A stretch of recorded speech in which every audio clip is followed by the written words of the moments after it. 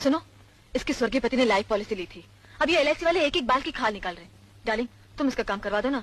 अब ये बेचारी कहाँ ऑफिस धक्के खाती फिरेगी। तुम ऑफिस से 2 दिन की छुट्टी ले लो और इसका काम करवा दो। तो रुको जरा, सबर करो।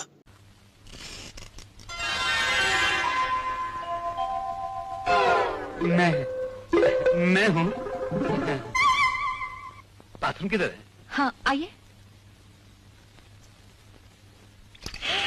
अरे ये क्या हो गया? अरे ओफ कपड़े भीग गए मेरे, सारे कपड़े भीग गए मेरे। नल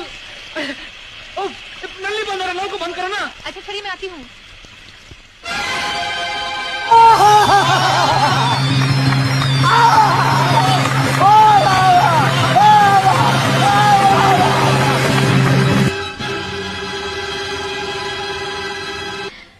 बोलो क्या हुआ?